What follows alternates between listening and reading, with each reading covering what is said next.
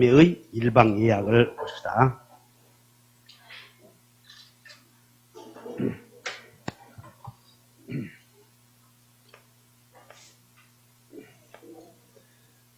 본계약을 나중에 체결하려고 본계약을 아직 체결 안 했으나 나중에 본계약을 체결하기 위해서 미리 하는 약정을 예약이라고 그래. 그래서 예약의 종류에는 자 매매를 나중에 본계약을 체결하려고 미리 약속하는 걸 매매 예약이라고 하고 예약의 종류에는 일방예약, 쌍방예약, 편무예약, 그 다음에 쌍무예약, 이렇게 예약의 종류가 주로 4가지가 있는데 우리의 관심은 그냥 일방예약만 공부하는 거예요. 그래서 이렇게 하시면 돼. 그냥 여러분들이 문자를 읽어보면 편무예약, 쌍무예약은 본계약 체결하자고 청약을 했을 때 승낙할 의무가 한 사람만 부담하면 편무예약, 그 다음에 둘 다 승낙 의무를 부담하면 쌍무예약. 그런데 이 편무예약, 쌍무예약은 야 본계약 체결하자 청약을 하면 승낙을 해야 매매라는 계약이 이루어져 이렇게. 어쨌든 간에.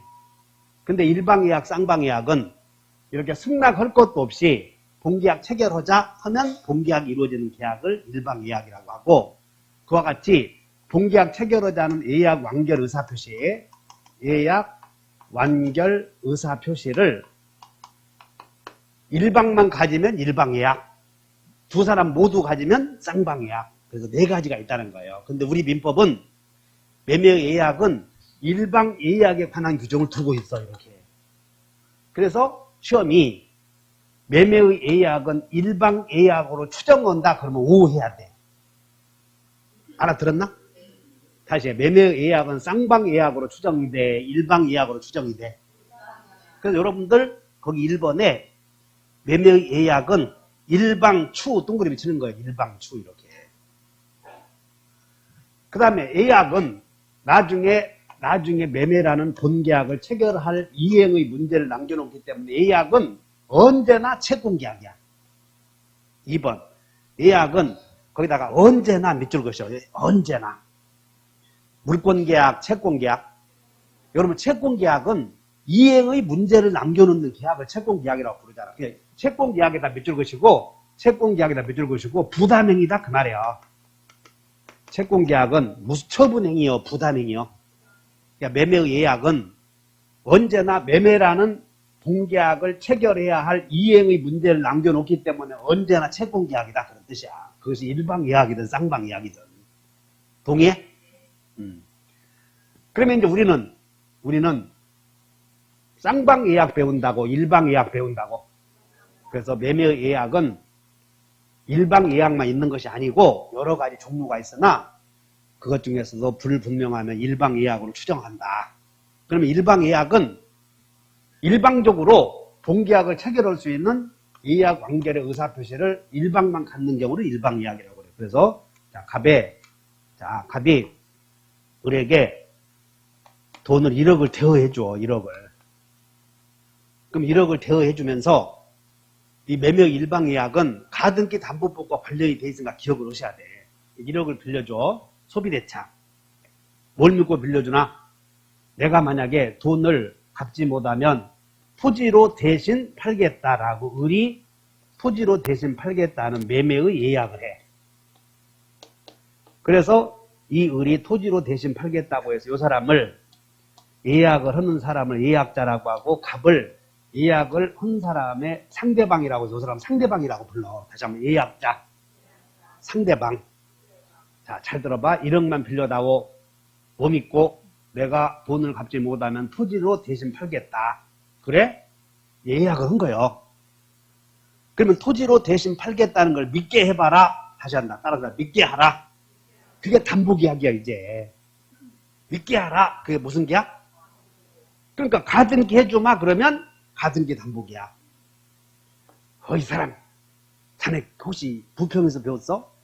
가등기 했다가 자네가 돈 못 갚으면 어차피 이전 등기 해줄 거 미리 이전 등기 해주면 기분 좋지. 그냥 그렇게 해주겠다. 이전 등기 하면 무슨 계약? 양도담보. 다시 한번 양도담보. 이해하셨어? 그래서 이렇게 매매 예약을 해서 양도담보를 하거나 또는 가등기 담보계약을 체결했을 때 예약 당시의 가액이 요 토지의 시가가 2억이라면 예약 당시의 가액이 차용액과 이에 붙인 이자의 합산액을 초과하지? 이거보다 초과. 그러면 나중에 가등기 담보 등에 관한 법률에 따라 예약했으니까 나중에 예약 완결의 의사표시에서 매매계약을 체결하는 거예요. 이렇게 매매계약을 체결. 그리고 매매계약 체결하고 주고받을 거 줘야지. 잔금 줘야지. 요걸 잔금을 가담법에서는 여기 매매계약 대신에 청산금이라고 쓴다는 것이야. 이게 매매계약 대신에. 그럼 청산금 줄 때 우리는 매매계약 체결했을 때 잔금 주면 등기해줘야 되잖아. 이렇게 잔금 주면 이렇게 등기해줘야지. 따라서 가등기 담보법상 청산금의 지급과 본등기에 필요한 서류의 교부는 누가 먼저 이행해야 돼? 지금 쌍무계약 체결하는 거예요. 그래서 가담법으로 가는 거야 이게. 그럼 이때 우리는 여기서 뭘 배우냐면 야 본계약 체결하자라는 예약 완결 의사표시 하나 배우는 거 여기. 그럼 예약 완결의 의사표시를 일방적으로 할 수 있는 권리를 일방예약이라고 한다 이 말이야. 그럼 예약자인 상대방이 야 본계약 체결하자 그러면 알았어? 동이 있어야 매매가 이루어져. 일방적으로 매매가 이루어져. 그래서 이걸 형성권이라고 불러. 아까 배웠던 무슨권?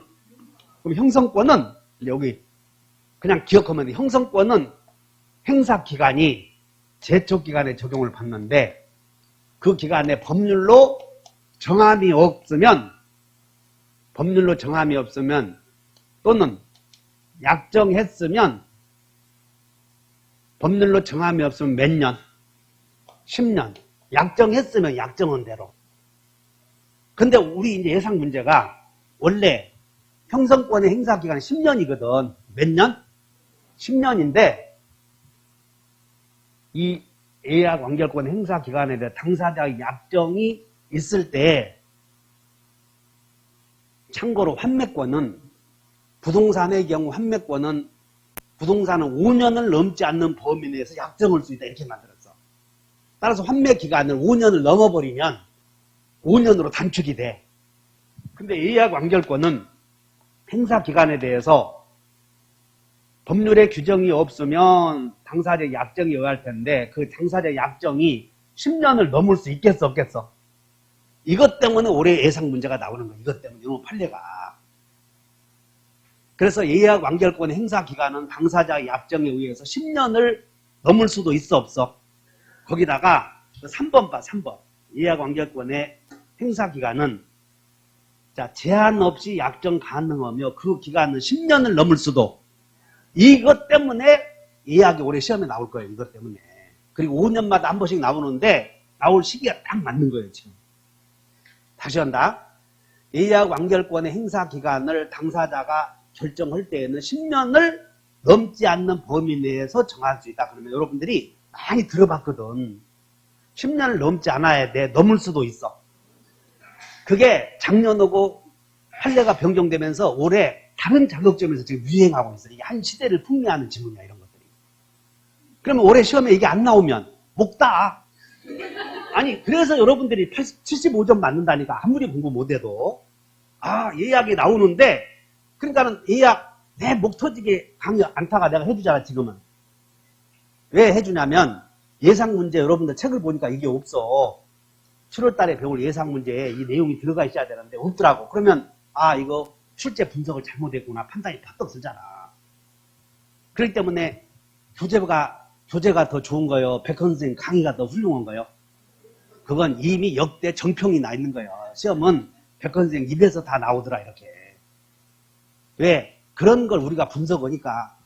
그러면 만약에 이제 7월 8월 달에 왔다가 무슨 얘기 좀 해줄게. 여기 와서 익숙해 있는 사람들은 그냥 따라와. 근데 7월 8월 달에 이제 적중 예상 문제 한다 그러면 첫날은 우르르 온다? 못 알아듣는 거예요. 막 하다 보니까. 그러니까 스타일이 다르네. 집에 가. 인터넷으로 해야지. 9월 10월 달에 오잖아. 9월, 10월 달은 더 못해. 그래서 또 떨어지고 그러는 거예요. 그러니까 항상 적응을 해야 되거든. 여러분들 예약 완결권만 행사하는 게, 강의하는 게 아니라 형성권도 내가 막 해주잖아요. 이렇게. 그럼 그것들이 여기서 저기서 머릿속에 들어든 것이 있기 때문에 합격하는 거예요. 자, 예약 완결권은 몇 년을 계약으로 정한 경우에는 10년을 넘을 수도 있어, 없어? 그럼 환매 기간은 여기서 기억해야 될 게, 여러분들 환매는 5년을 넘을 수도 있어, 없어? 그러니까 환매는 부동산의 경우에는 5년을 넘지 않아야 된다라고 법률에 규정이 되어 있어. 자, 됐네? 그러면 자, 예약 완결권의 행사 기간은 소멸시효에 적용을 받아요? 제적 기간에 적용을 받아요? 여러분 여기 봐. 행사 기간에, 처음 오신 분들, 행사 기간에 소멸시효라고 하는 거 들어보셨죠? 그 다음에 제적 기간이 있는데, 이 소멸시효라고 하는 것은, 이 들어봐, 그냥. 엄청 쉬운 거예요. 시간이 흘러가면 권리가 소멸하는 효력이 생기는 제도로 소멸시효라고 불러. 그러니까 시간이 흘러가면. 근데 이 소멸시효와 취득시효는, 우리가 배웠던 취득시효와 소멸시효는 권리자가 권리를 행사하지 않아서 취득하는 제도거나 또는 소멸하는 제도예요. 그러니까 소멸시효는 권리자가 권리 행사해서 소멸해, 안 해서 소멸해? 안 해서.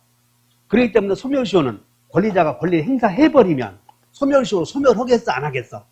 안 한다는 거예요, 소멸시효는. 즉 무슨 얘기냐면, 소멸시효라고 하는 것은 권리자가 도중에 권리 행사해버리면, 여기서 권리 행사해버리면 딱 멈춰서 버려.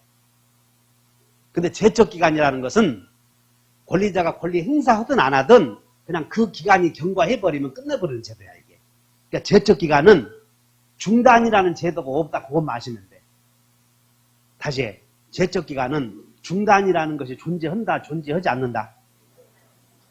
여러분들 페이지, 우리 취소로 다시 한번 가보자. 페이지. 아까 취소에서 그 제척기간 몇 개 있었던 거 한번 보자고요. 페이지.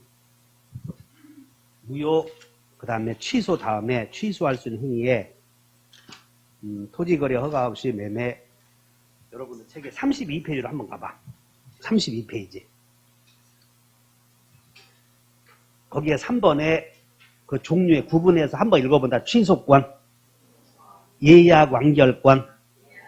지금 거기 오고 있는데 행사 기간을 봐. 예약 완결권의 행사 기간은 소멸시효에 적용을 받아요? 제척 기간에 적용을 받아요? 제척 기간에 적용을 받는 거예요. 그러면 여러분들이 그런가 보다 하고 그 밑에서 양가로 3번을 봐봐. 양가로 3번. 오른쪽에 제척 기간의 중단이라고 했고, 한번 읽어본다. 제척 기간은 중단 없고 연장 없고 고려해야 한다. 이 세 가지를 외워버려. 제척 기간은 중단이라는 제도도 없으며 연장도 없어.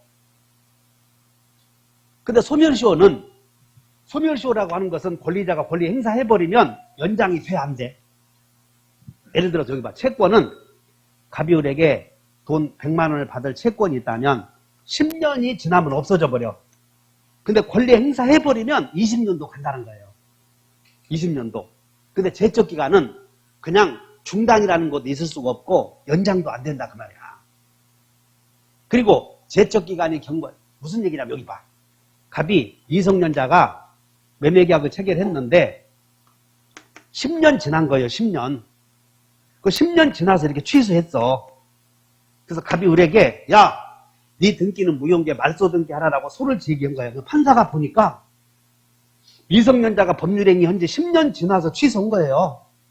판사가 보니까. 그럼 취소되었다고 해야 돼? 취소 안 되었다고 판사가 고려해야 돼?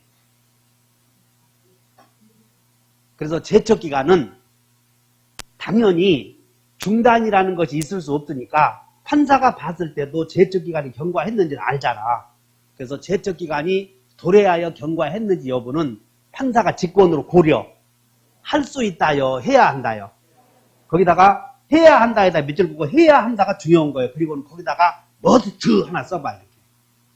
무스트요, 머스트요. 여러분들 머스트보다 더 강한 개념이 슈드 아니야.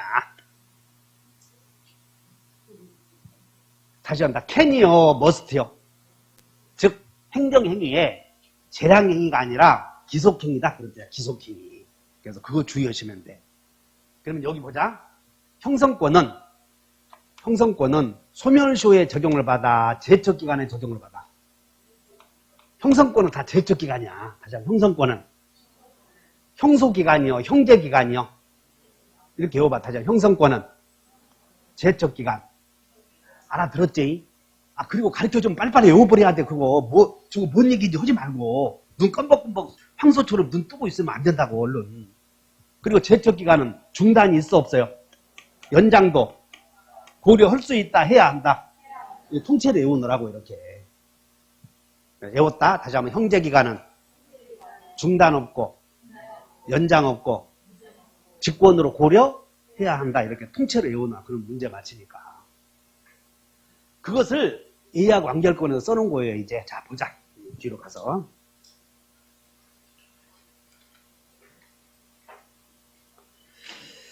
그러면 여러분들의 예약 완결권 행사에서 예약 완결권 오른쪽 그림을 봤더니 형성권이래. 그럼 우리 시험에 예약 완결권이 형성권이라고 한다면 그냥 우리가 배우는 재산권은 이것도 권자 붙었으니까 재산권이요. 재산권. 외워본다. 상처 대폭. 그래서 형성권은 상속, 양도, 채권자 대위권의 목적이 될 수 있다. 대위 이렇게 있잖아. 지금 공통점이. 예약 완결권 오른쪽에 그림 보였나요? 그 다음에 1번 예약 완결권은 소멸시효에 적용을 받아 제척기간에 적용을 받아. 제척기간에 적용을 받으며 예약 완결권자가 목적물을 넘겨받았다 하더라도 행사기간이 중단되는 것은 중단 없다고 배우지 않았어. 절대 중단이 안 돼. 그 다음에 기산점은 임의로 정할 수. 절대 우리가 나 보라고. 우리가 기간 배울 때 무슨 취득시효의 기간은 점유를 개시한 때부터 20년이 경과하면 시효 완성하잖아. 그래서 기간 중에서 기산점을 마음대로 바꿀 수 있는 거 아무것도 없어. 그냥 그렇게 이해해 놓으면 되는 거예요. 다시 한번 기산점. 마음대로 바꾸고 못 바꿔. 바꿀 수 있는 거 아무것도 없다고. 다만 취득시효에서 소유자의 변동이 없으면 그때는 예외적으로 임의로 바꿀 수 있었던 거예요. 기산점 중에서. 그러니까 여러분들은 기산점만 나오면 절대 임의로 정할 수 있다 없다? 없다. 그거 아시면 돼. 그 다음에 기산점은 예약 한 날로부터 진행이 되고 두 번째는 예약 완결권을 보존하기 위해서 무슨 등기할 수 있어?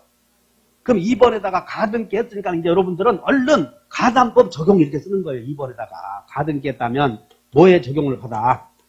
가담법 이제 소초가 그러면 가담법을 적용해서 가담법에 따라서 청산 절차를 맞춰서 본등기와 권리 취득한다는 과정 여기서 나오는 거예요. 이렇게. 그 다음에 3번 예약 완결권의 행사 기간은 제한 있는 거요? 제한 없는 거요? 그 기간은 10년을 넘어도 된다. 이 정도 해놓으면 한 문제 맞을 거라고. 자, 기산점은 임의로 정할 수 있다고 없다고? 없다고 이렇게 이해해 놓으면 그냥 다 맞출 수 있어요. 예약 완결권을 보존하려고 가등기할 수도 있어 없어? 그럼 가등기된 목적물이 처분 금지 효력이 있는 게 아니니까 얼마든지 가등기된 것도 팔아먹을 수가 있다. 그리하여 가등기에서 본등기 하게 되면 권리 변동의 시기는 본등기 한 때부터 권리를 취득한다. 이런 것들은 가등기, 본등기 배우면서 다 해결했으니까 그렇게 하시고